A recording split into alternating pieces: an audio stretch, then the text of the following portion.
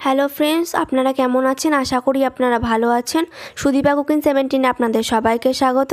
আজ আমি বানাতে চলেছি আলু দিয়ে মুরগির মাংসের ঝোল। এটা খুবই সহজ পদ্ধতিতে আমি আজ বানাবো। আপনারা প্লিজ পুরো ভিডিওটা দেখবেন, আর ভিডিওটা যদি ভালো লাগে তাহলে ভিডিওটিতে একটি লাইক করবেন এবং আমার চ্যানেলে যারা নতুন আছেন তারা আমার চ্যানেলটিকে একটি সাবস্ক্রাইব করবেন। তাহলে চলো দেখা যাক ফ্রেন্ডস, আমি কিভাবে এই সহজ পদ্ধতিতে মুরগির মাংসের ঝোলটা বানাচ্ছি। আমি একটি মিক্সিং বোল নিয়েছি। আমি এই মশলাগুলো এর মধ্যে মিক্স করব। আমি এর মধ্যে কি কি নিয়েছি বলছি। এতে আমি 5টা পেঁয়াজ মিডিয়াম সাইজ করে কেটে নিয়েছি। এই মিক্সিং বোলে আমি এটা দিয়ে দেব। আর আমি 50 গ্রাম মতো আদা নিয়েছি ছোট টুকরো করে, এতে আমি দিয়ে দেব। আর আমি 2টো গোটা রসুন ছাড়িয়ে রেখেছিলাম, এতে আমি দিয়ে দেব।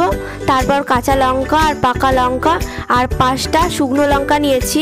লঙ্কার ঝালটা আপনারা বুঝে দেবেন। আর 2 চামচ গোটা জিরে দেব।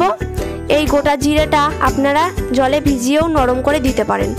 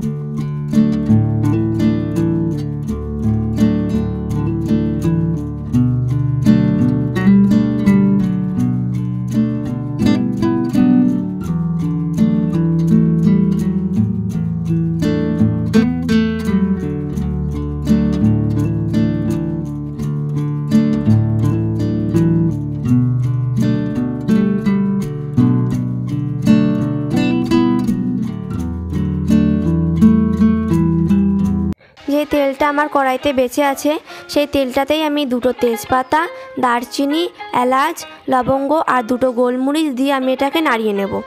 তারপর একটু নাড়িয়ে আগে থেকে আমি যে মশলাটা বানিয়ে রেখেছিলাম সেটা এর মধ্যে দিয়ে দেব। আর আপনারা যখন এই মশলাটা দেবেন কড়াইতে খুব সাবধানে ঢালবেন, যাতে গায়ে গরম তেলটা ছিটকে না আসে। মশলাটা আমার একটু কষে এসছে, এতে আমি অল্প পরিমাণে জল দিয়ে দেব যাতে মশলাটা না পোড়া লেগে যায়। তারপর এতে আমি দেব 1 চামচ মতো নুন আর 1 চামচ মতো হলুদ আর অল্প সামান্য পরিমাণ অনুযায়ী চিনি এতে আমি দেব। তারপর ভালো করে কষিয়ে নেব। আপনারা আপনাদের পরিমাণ অনুযায়ী দিতে পারেন। চিনিটা আমি দিয়েছি যাতে খুব সুন্দর কালার আসে। মশলাটা আমার হয়ে এসছে। এবার আমি এতে 700 গ্রাম মতো মুরগির মাংস নিয়েছি। এই মাংসটা আমি এর মধ্যে দিয়ে ভালো করে আবার কষিয়ে নেব।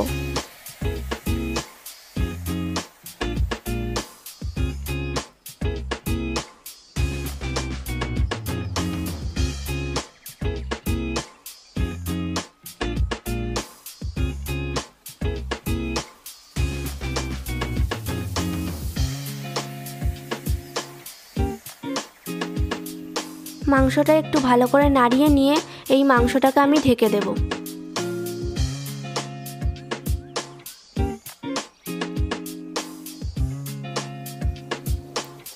পাঁচ মিনিট মতো আমি ঢেকে রেখেছিলাম।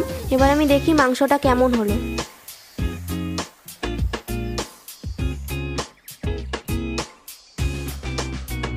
মাংসটা আমার ভালোই কষে এসছে। আমি আগে থেকে আলুগুলো ভেজে রেখেছিলাম। এই আলুগুলো আমি এর মধ্যে দিয়ে ভালো করে নাড়িয়ে কষিয়ে নেব।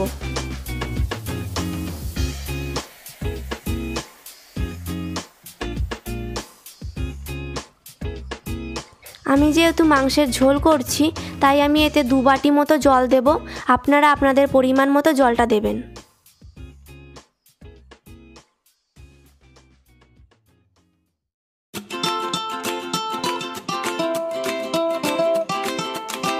আমার মাংসের ঝোলটা ফুটে এসছে। এবার আমি এতে 1/2 চামচ মতো গরম মশলা দিয়ে একটু নাড়িয়ে আবার আমি এটাকে ঢেকে দেব।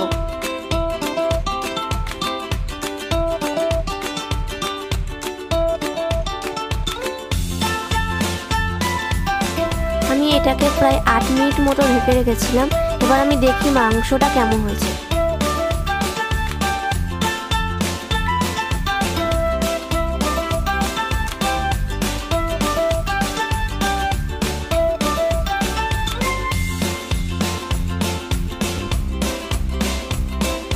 আমার আলুটা এবং মাংসটা বেশ ভালোই সেদ্ধ হয়ে এসছে।